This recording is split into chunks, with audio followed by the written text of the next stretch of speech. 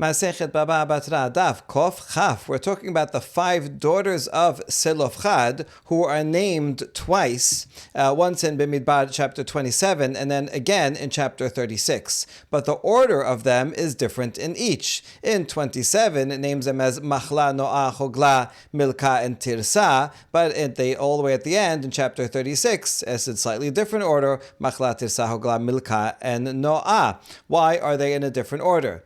The Gemara answers, Lehalan mena'ana katub derech gedulatan vechan derech chochmatan. Later on, when it says that they got married, it lists them in order of age, because we assume that they would have gotten married in age order. The oldest gets married first, and so on.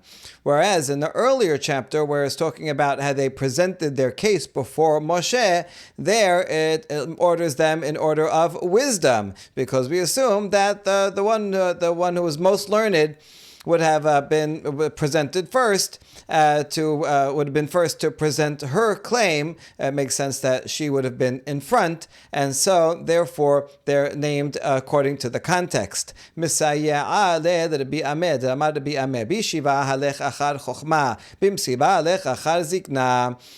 this supports that which Rabbi Ameh says. For Rabbi Ameh says, when you're sitting in judgment or a session of learning, then you should sit in order of knowledge. That makes sense, that the one that's most knowledgeable should be up in front, because it's a learning session or a judicial session. But when you're sitting down to eat, then it should go in order of age, because you want to give honor to the elder. But the elder isn't necessarily the smartest, and the smartest isn't necessarily the elder, so you follow the context, what is appropriate in each case.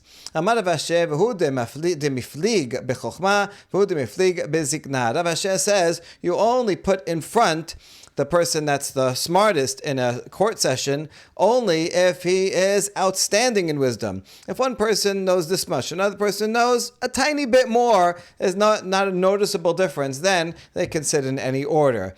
And the same thing at a dinner, only if someone is outstanding in age, very old. If someone's just 2 weeks older than their friend, then it doesn't necessarily matter what order they sit in.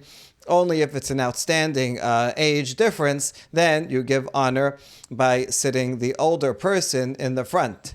Tana deber Rabbi Yishmael benot Zelofhad shikolot hayu shneimar v'tiyena havaya achat lechulan. A different opinion says that from a baraita from the school of Rabbi Yishmael says that the daughters of Zelofhad were all equal in their stature. As it says, Vatiyena, they were married. That means they were all the same. Their level, their spiritual or intellectual level was all the same. Amar Rav Yehuda Amar Shmuel benot Zelofhad teruli naseh lechol hashivatim shneimar lato beinehem tiyena lenashim ela mani mekayem ach lemishpachat mate avihem tiyena lenashim ha'isa tova hisi'ana katub shelo yinasu ela lehagun lahen.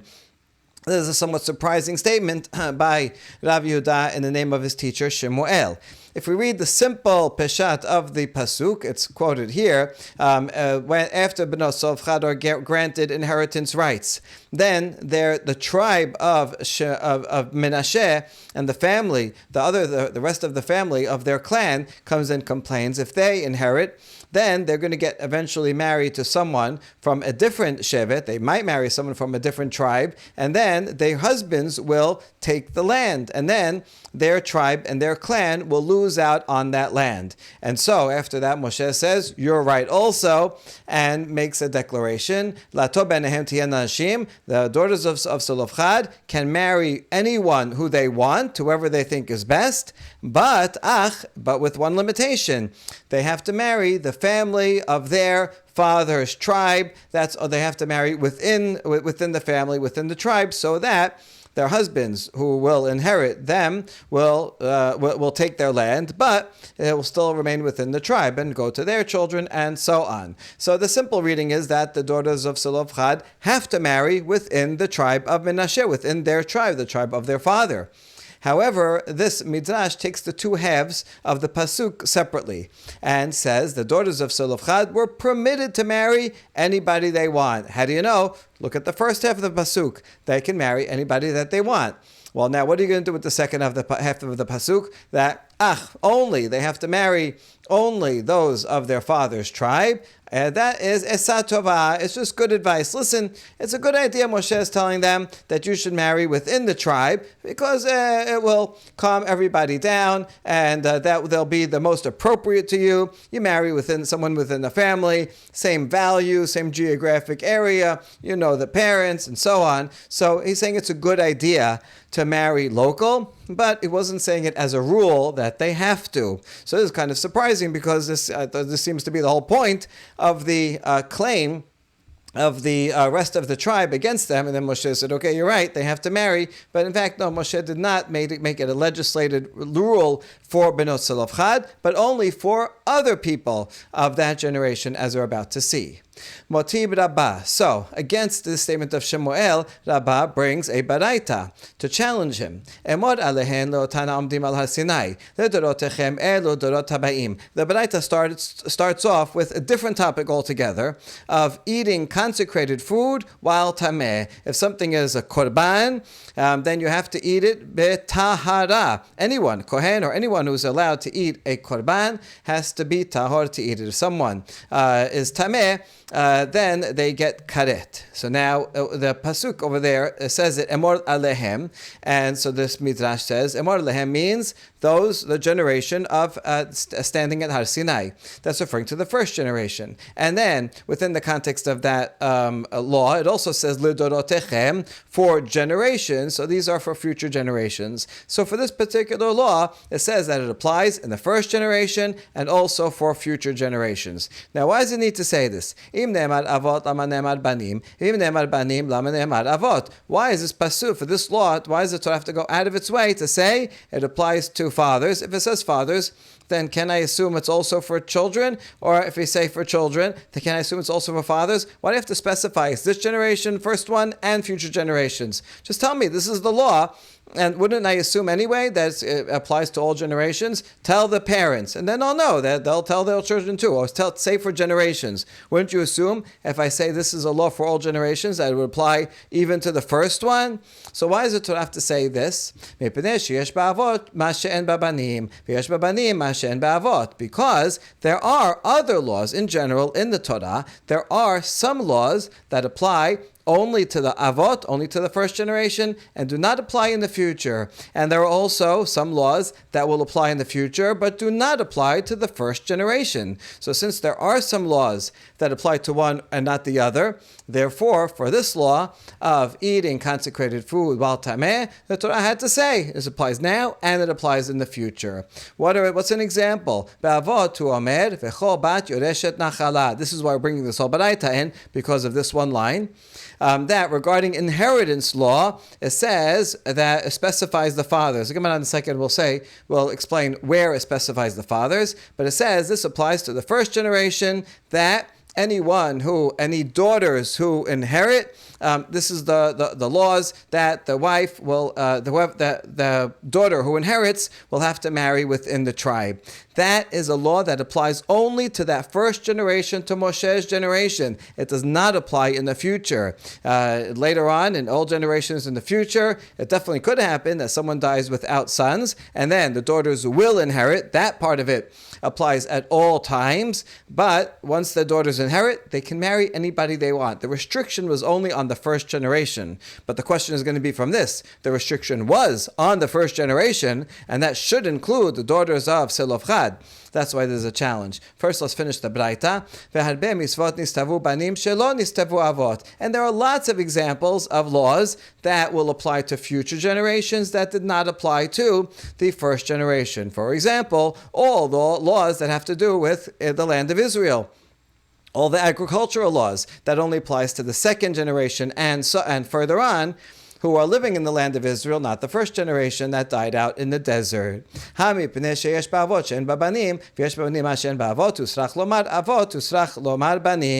so the Baraita concludes, because there are some laws that apply only to the first generation, but not to the future, and there are some that apply to future, the children, but not to the first generation of patriarchs. That's why, in this particular case of eating consecrated food while tameh, the Torah had to go out of its way to say both both emor alehem and also ledorotechem. Now that's the end of the Braita.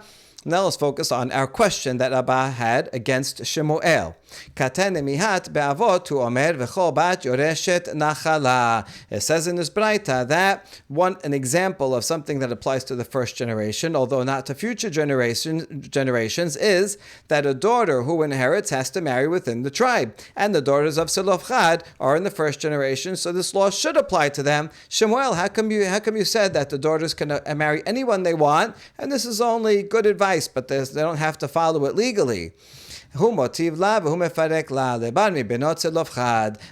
asked the question, and he also provided the answer, that this is a law for all of the first generation, except for the daughters of Zelofhad. They're an exception to the rule, perhaps because they're the first one that brought the case, so they should not be harmed by the very case that they brought. And listen, from now on, now that Benot Zelofhad establishes precedent that they can inherit, but we saw the problem that if they inherit, then the land will go elsewhere. Okay, Benot Zelofhad, you're grandfathered in the way literally, right? You already got the inheritance, so we can't now give you the inheritance and give a restriction. So Benot Zelofhad, okay, you keep your inheritance and you have no restrictions. But from now on, where you need to take this into account, and anyone and any daughters who inherit will have to marry within the tribe. But this only applies to the first generation because they are actually they're actually inheriting the land, they're settling the land.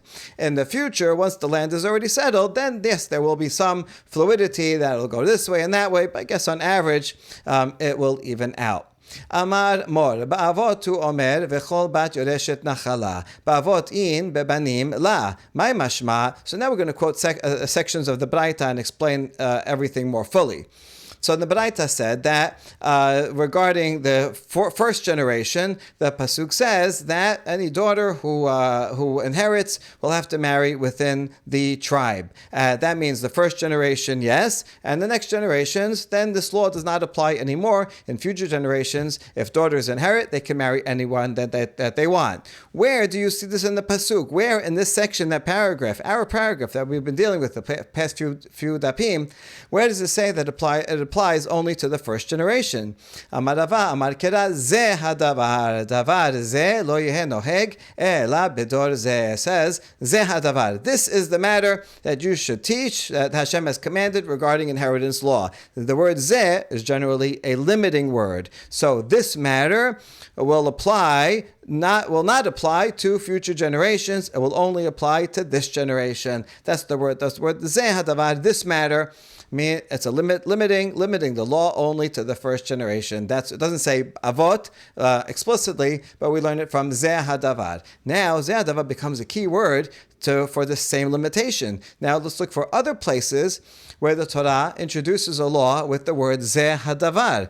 Amar le Rabba zuti le Rav Asher ela me'ata zeh hadavar teshechute chutz hachi nameh de lo yehe noheg ela bedor zeh. It also says regarding the law of slaughtering consecrated animals outside of the Mishkan. That is prohibited. If someone takes an animal, you say this is going to be an olah, and then you have to slaughter it within the sanctuary. If someone slaughters it outside, then they violate this prohibition. Now, regarding this law, it says Zeh hadavar. Are you meaning to tell me that this law, shechuteh chutz, only applies in the first generation, but does not apply in the future? It can't be. I mean, this is a basic law for all generations.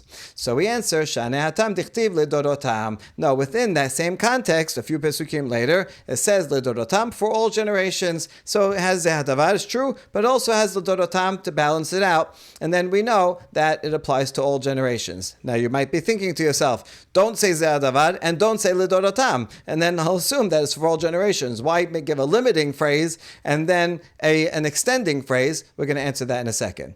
Now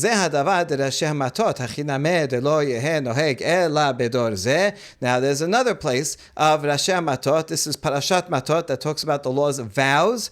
That, for example, if a woman makes a vow, then her father or her husband can undo the vow on the day that they hear about it. They can nullify the vow. All those laws of vows. It also says Zeh hadavar. So are you going to, and it's addressed there to the heads of the tribes. It says, Moshe, go speak to the heads of the tribes and tell them these laws regarding nullifying vows. So since it says Zeh hadavar, are you going to tell me that that applies only to the first generation and not to future generations? Amar le'ahu yalif zeh mehatam. And the answer is no. We're going to make a gezerah shava. Just like over here regarding shechutei chutz, it says Zeh hadavar, but it also says ledorotam, so that I know it applies for the first and all future generations. So I'm going to make a gezerah shava of the word zeh to the word zeh regarding annulling of vows, and say here also, even though it does not say lidorotam regarding the annulling of vows, I'm going to learn from the gezerah shava that it also applies to all generations. Now we ask, in that case, we should learn the same thing for daughters' inheritance, that they have to marry within the tribe, because it says zeh hadavar also regarding inheritance law. So why don't we make a gezerah shava for that as well, and say this also is for all generations, and that's exactly the opposite of what we've just said. Hai mai bishla mahatam isterich legezerah shava hacha lemai isterich lishtok keramine v'anayadana de ledorotu. No, this is not the same. It makes sense that in those two cases, slaughtering consecrated things outside the sanctuary and annulment of vows, I need the Torah to say zeh hadavar in those two instances, because I have a gezerah shava between the two. We're about to explain what we learn from each from the other of slaughtering out shechutei chutz and the laws of vows. So I have to have the word zeh hadavar to make that gezerah shava. Once it's there, then I have to attenuate it and say, wait, zeh hadavar you might think means only the first generation. That's why it says ledorotam regarding shechutei chutz, and then with the gezerah, the shava, I know that vows also applies to all generations. So I need all the words there. I need the zeh hadavar, I need the ledorotam in one of them, and I can learn the rest from a gezerah shava. That is necessary. But in the case of inheritance law, we don't learn anything from a gezerah shava of inheritance law to or from anywhere else. And therefore, the Torah would not need to say zeh hadavar at all to learn anything other than this particular law, that this applies only to the first generation. If the laws of inheritance apply to all generations, then the pasuk should have been quiet, not say zeh hadavar. Don't say anything at all. And if you don't say anything at all, then you assume that it applies to the first and to all generations. So, in the other two cases, I needed zeh hadavar to teach me other things that we're about to explain, and that's why it has to say, ledorotam, and then I know that both of those apply to all generations. But if the laws of inheritance apply to all generations, then say nothing at all. Zeh hadavar does not connect to any other gezerah shava, and therefore it must be there to teach me that laws of inheritance, that a daughter who inherits only marries within the tribe, that applies to the first generation, but no other. And that will explain my gezerah shava. What is the gezerah shava between shechutei chutz and the laws of vows? Tetanya. Ne'amar kan zeh hadavar v'ne'amar lehalan zeh hadavar. Ma lehalan Aharon ubanav v'chol Yisrael, af kan Aharon ubanav v'chol Yisrael. Uma kan rashi hamatot, af lehalan rashi hamatot. The gezerah shava that's going to go in both directions, we're going to learn one from the other, is going to focus on who the laws are addressed to. So it says here, zeh hadavar, says there, zeh hadavar. Just like over there regarding shechutei chutz, it's addressed to Aharon and his sons and all of Israel, meaning everyone. So too here regarding vows, the laws of annulling vows, it will apply also to Aharon, his sons, and all of Israel. And just like regarding the laws of vows, that's addressed to only the heads of the tribes, so too there's an aspect of the law of shechutei chutz that applies only to the heads of the tribes. So what are these aspects of the law that will apply to everyone versus only the heads of the tribes, the elders? Amar Mor, Ma lehalan Aharon ubanav v'chol Yisrael, af kan Aharon ubanav v'chol Yisrael. Lemay hilcheta. So let's quote each part of that braita and explicate it. So you said that just like over there regarding shechutei chutz, it applies to everyone. So too regarding vows, it applies to everyone. What law does that apply to? Amar Rav Acha bar Yaakov lomar shehafarat nedarim b'shlosha hedyotot. So Rav Acha bar Yaakov says this teaches that you can annul vows with 3 laymen. Hedyotot. Don't translate as idiots. You don't want that translation, but rather the original meaning of hedyot, which means is the opposite of a professional or a clergyman or someone who's a judge. Even a lay person can. So the point is that the laws of annulling vows is addressed to the elders because primarily you would go to a chacham to annul the vow, but it's through the Gezer HaShavah of the laws of Shechut Echus that applies to everyone. We learn that in fact, as long as you have 3 people, even if they're laymen, even if they're not expert judges, it's okay. They can also do hatarat nadarim, and they can also dissolve a vow. So that's that one direction. Now, v'had Hashem matot ketibeh. Hold on, but we have to address the laws of vow themselves. How come in the laws of vows it's addressed to the heads of the tribes if 3 people who are lay people can do it? So why bother saying Rasha Matot in that context? We can answer it as Rav Chisda did in Nehemar B'Yochanan in a different context. They were talking about a single expert judge, so we can apply the same thing here. A single expert judge can also nullify a vow. So from the word Rasha Matot that's said in the beginning of the laws of vows, since it says the head of a tribe, that means a chacham, an expert elder. So even if he's by himself, someone says, I made a vow, go to a chacham. The chacham will adjudicate it by asking them questions. When you made the vow, did you realize what the consequences would be? And so on. And then if he finds an opening, it's not that the person can just change his mind. I made this vow, you know what, I don't want to do it anymore. It has to be that he finds an opening, that he would not have meant it, he would not have said it to begin with if he understood what the consequences would be, and so on. So you can go to a single chacham who can undo it. Or, let's say you can't find a single expert, then you can go to 3 lay people. So the Gezer HaShavah comes to include the lay people. So now we understand in that direction why, regarding vows, you have the elders for one person, and the Gezer HaShavah from everyone brings in 3 people. Now the other way around, just like regarding vows, it says the heads of the tribes, we use the Gezer HaShavah to teach that Shechut Echutz has an aspect of also something that has to do with vows. So what does that apply to? Rav Sheshat says we learn from here that you can undo something that's hekdesh. If I go and consecrate an animal as I say this is hekdesh, and then I go to a chacham and say, listen, I made this animal consecrated, I want to undo the vow. And so in certain circumstances, the chacham can look into it and say, this was you did it by mistake, with false understanding, and then you know what? Your consecration is undone. Just like you can undo a vow, so too you can undo a consecration. That's what we learn from the other direction, from the same word in vows, as it says in Shechut Echutz. And once it's not consecrated, then you can slaughter it anywhere. Now, all that works for Bet Hillel, who says that you can undo a vow of consecration. But what are we going to do for Bet Hillel, who says that you cannot undo a vow of consecration? How do you know he says that you can undo it? It's a Mishnah in Masechet Nazir, Ditnan.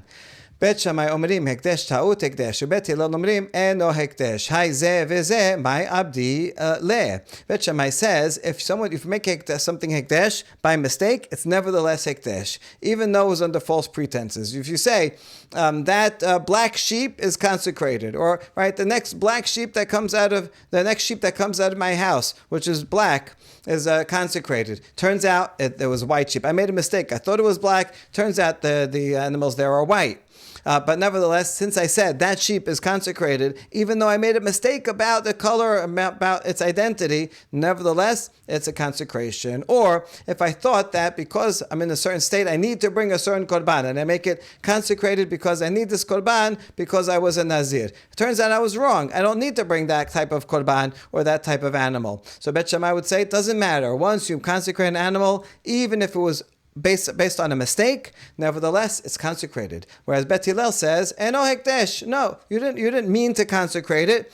You said an error. You had in mind a different animal, and then this animal came out. So obviously, you didn't mean that animal, and therefore there is no consecration. Okay, that's a consecration by mistake. But the same will apply also to undoing a vow, because the whole point of a vow is a vow of consecration is, listen, Chacham, I made this vow to consecrate this animal, but I didn't mean it. I didn't realize what the consequences would be. So according to Bet Shammai, even if you outright made a mistake, and we all know that you made a mistake, nevertheless it's still consecrated. So all the more so if I made the vow not by mistake. I knew what I was saying when I made the vow. I meant it, but only later on, now I want to change it because I didn't realize the consequences. It doesn't matter. Even if you made an outright mistake, you can't undo it. So all the more so, if you didn't make an outright mistake, and now you're just realizing that it's problematic later on, all the more so you can't undo it. So Bet Shammai says, and you cannot undo a hekdesh,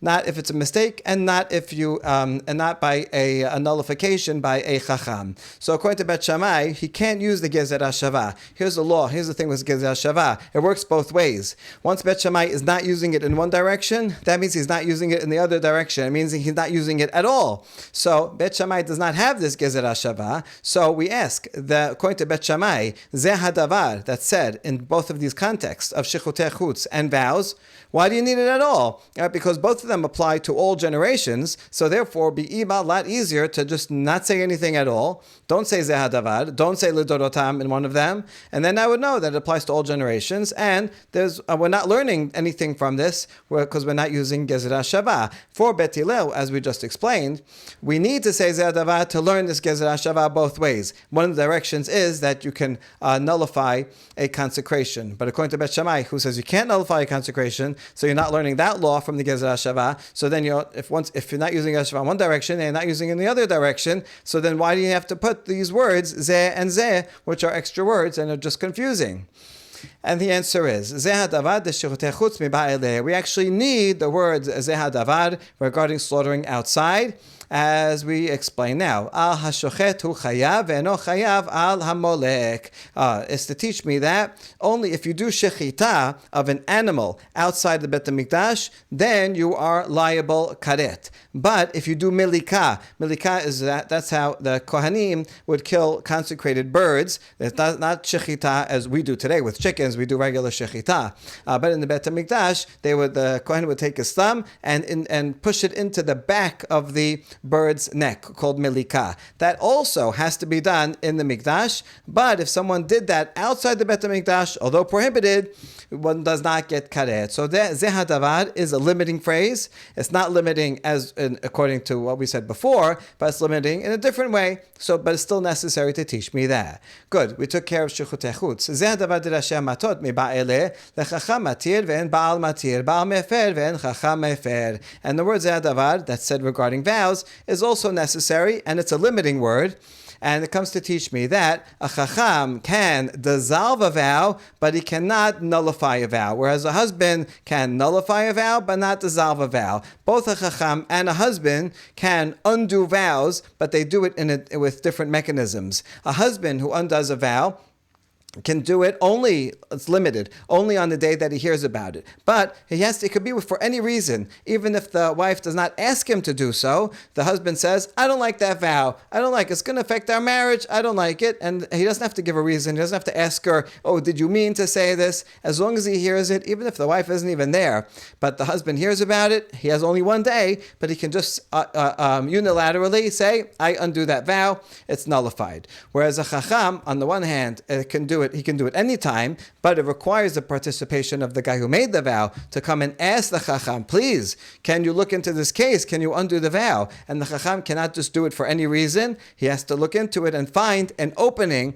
that would justify undoing the vow. So Zeh HaDavar says there are limits in undoing vows. A chacham can do it in one way, a husband can do it in a different way. The way the chacham does it is called hatara. When a husband does it, it's called hafara. But they're two different mechanisms. Ul Bet Shammai delet lehu gezer hashava hafarat nedarim b'shlosha hedyotot mina lehu. Now that we explained what Bet Shammai will do with the two Ze'adavar words, now we go back to the law that we learned under the assumption of Bet Hillel. Bet Hillel learned through that Gezer HaShavah that you can undo a vow with either one Chacham or three lay people. Now according to Bet Shammai, he doesn't have that Gezer HaShavah, so how does he know that you can nullify a vow with three lay people? He agrees with that halacha, but he can't use a Gezer HaShavah, so he has to find a different source. Nafkalehu midetanya. Maidaber Moshe et moadei Hashem el bnei Israel. Oh, he learns it from this baraita that quotes the pasuk. Moshe declared to the children of Israel these holidays. It's not clear how this relates to anything, but we will explain. This is a very obscure baraita. Rabbi Yosef HaGalili Omer moadei Hashem ne'emru Shabbat Bereshit lo ne'emra. Ben Azai Omer moadei Hashem ne'emru hafarat nedarim lo ne'emra. So two opinions about what this pasuk means, since it says Moadei Hashem, right, that these are the holidays. So what is it coming to exclude when it says Moadei Hashem and lists the holidays? What is it excluding? Rabbi Yosef Galili says it mentions the holidays, the three holidays. These are the holidays of Hashem, but not Bereshit is excluded from this list for some law. We'll see what it is. Ben Azai says Moadei Hashem, these are mentioned, but Hafanat Nedarim are not mentioned here. Why would undoing of vows be mentioned in the list of holidays is very unclear. Okay, so this whole baraita is really very short and cryptic, and don't feel bad if you don't understand it, because Rabbi Yosef bar Natan gamir la lehamatnita vela yada leperusha. Even Rabbi Yosef bar Natan, he's the one that learned this baraita. He learned it by heart and repeated it, even though he knew it by heart, and he's the source that we know this baraita. He himself didn't understand what it meant. So don't worry if you don't understand it either. But it doesn't mean that you're exempt from trying. Look how much he tries to understand it. Azal bated Rav Sheshat l'nehardea velashkeche. Rabbi Yosef bar Natan wanted to understand this braita, and so he traveled to Nehardea to find Rav Sheshat, but he wasn't there. But he didn't give up. Azal batre lemechoza ashkeche. He traveled to Mechoza, and finally he found Rav Sheshat there. Amar le mai moadei Hashem ne'emru Shabbat Bereshit lo ne'emra. Rabbi Yosef says, Rav Sheshat, please explain to me this baraita. What does it mean when Rabbi Yosef Galili said that Ele Moadei Hashem or Moadei Hashem, these are the law, these are the holidays, but not Shabbat? To what law would this apply? Amar le Moadei Hashem sirichin kiddush bet din. Shabbat Bereshit ena siricha kiddush bet din. There's a fundamental difference between the Chagim and Shabbat. For the Chagim, it requires sanctification by the court. When there's a new month, then the court has to accept witnesses, and the witnesses will say, we saw the new moon. And then the courts say, okay, today is Rosh Chodesh. Once you know today is Rosh Chodesh, let's say it's Rosh Chodesh Nisan, then all you do is count 15 days, and then you'll know when Pesach is. But it requires the court to declare the new moon. Otherwise, whatever they declare, that's when the new moon is. If they declare today, then it's 15 days from today. Maybe they'll declare tomorrow. The holiday depends on the Bet Din declaring the new moon. Whereas Shabbat from the time of Bereshit, you count every 7 days automatically. You don't need any Bet Din to come and say, today is Sunday, 7 days from now will be Shabbat. It happens automatically every week from the time of creation forever. It's really quite an amazing thing, kind of miraculous that throughout the whole world, throughout all of history, everybody agrees when Shabbat is. You can imagine, there might have been some other sect or some island where they counted differently, and then over thousands of years there could have been some group that said, no, we think that every 7 days it falls out on a different day then. But the whole world, everybody agrees when Saturday is. So that's pretty good. I would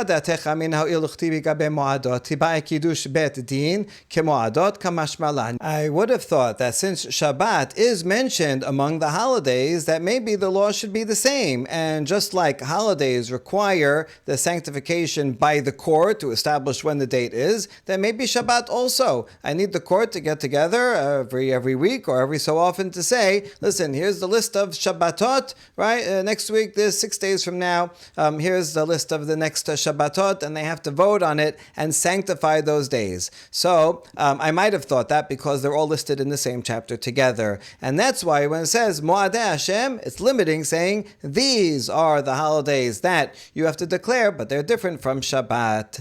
Here's the context. It's in Vayikra 23.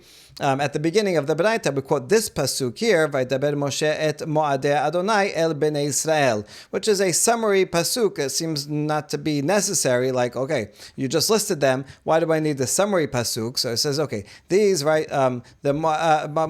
taught the holidays of Hashem to bnei Israel. So why is this pasuk here? Well, if we look all the way up at the beginning of that very chapter, you'll see that it starts in a similar way. And says, Hashem tells Moshe, go and tell Bnei Israel, Moadei Hashem, shetikru otam mikra'ei kodesh, elehem moadai. These are the holidays, asher tikre'u otam, the ones that you call. You have to name them, you have to sanctify them, and then mikra'ei kodesh, then they will be called holy. These are the holidays. Hashem says, I have these holidays, but they only apply whenever you say so.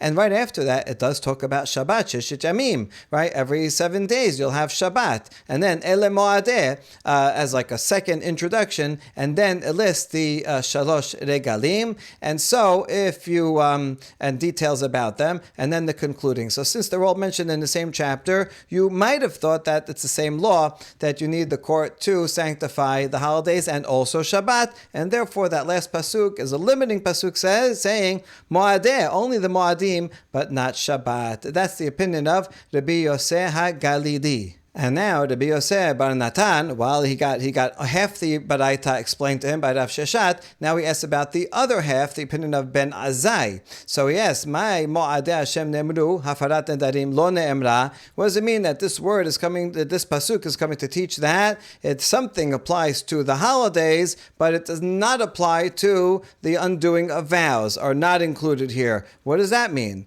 Moadei Hashem serichin mumchin hafarat nedarim and not serichin mumchin. And explained this is what Ben Azai meant to say in his cryptic short statement, that the holidays, in order to sanctify them, it requires experts. You can't have 3 lay people come and say, oh, we declare today is the new moon. No, not only 3 people can do it, rather has to be the top judges have to say that today's a new moon. Whereas for undoing of vows, that does not require expert judges. So it's saying, right, the holidays, these are the holidays, these are special. We say regarding the holidays, they have to be done by an official bet din, but that does not apply to undoing of vows. We ask, hold on, it says regarding the undoing of vows that it applies to the heads of the tribes, meaning the experts. So now, how can you say that it applies to everybody else also?